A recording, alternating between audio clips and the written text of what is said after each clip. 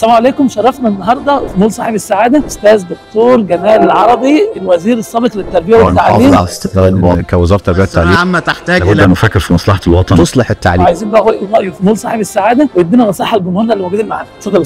بسم الله الرحمن الرحيم. انا الحقيقه لما جيت تصورت ان انا هشوف صنف او اثنين او ثلاثه، لكن فوجئت بفرايتي كبير جدا ان شاء الله من الخبرات المختلفه، سواء كان صالونات او انتريهات او حجرات سفره او حجره نوم.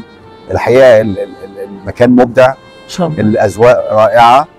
الفيكس برايس ده ريحني جدا، لان انا لما بروح مكان واقعد افاصل مهما وصلت لادنى سعر في الفصال ببقى متشكك ان انا بتخدع. صح. انما الفيكس برايس ده حاجه ريحتني جدا. الحمد لله. هم عاملين اسعار وكاتبينها، وهذه الاسعار عليها نسب من التخفيضات بتصل ل 55% بعض الاشياء، وبعض الحاجات 50%، او بعض الحاجات 45%. انا استفدت من العروض ديت الحقيقه وخدت حاجات متميزه، وانا انصح كل واحد ان هو عايز يتفرج على فرايتي مختلف، على تشكيله بمعنى صح مختلفه، يجي هنا يتفرج الاول، يتفرج على الاسعار قبل ما يروح اماكن ثانيه.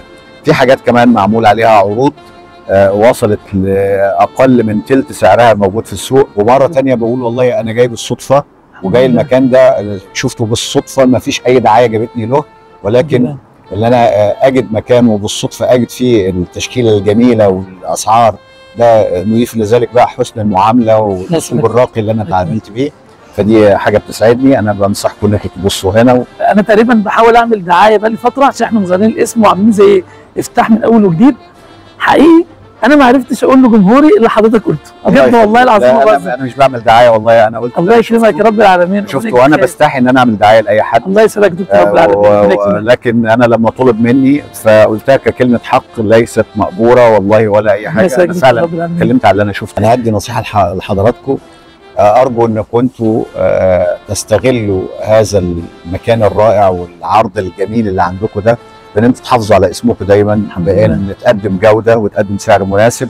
وعلى فكره ده هيبقى ارقى مني انا شخصيا في تقديم الدعايه، انك انت تحافظ على اسمك في السوق بتقديم الجوده وتقديم السعر المناسب، هيبقى افضل من اي دعايه تعمل لك. وهو ده اللي انا مركز عليه في الكلام بتاعي، ان انا مش جاي بدعايه، بالعكس انا جاي بالصدفه فلقيت الحاجه اللي تسعدني. الله يكرمك دكتور، ربنا يوفقك. ايه رايك في المكان؟ حلو. لما تيجي تتجوز تشتري موبيليا منين؟ من هنا. من هنا. بس انت عاوز المرجحه صح؟ عاوز ايه؟ المرجحه. ان شاء الله. شاكرني جدا جدا جدا جدا واتشرفنا بيك، وانا سعيد جدا بالنصيحه الجميله اللي انا ما عرفتش اقدمها للناس. ربنا يوفقك ان شاء الله. شكرا جدا. السلام عليكم.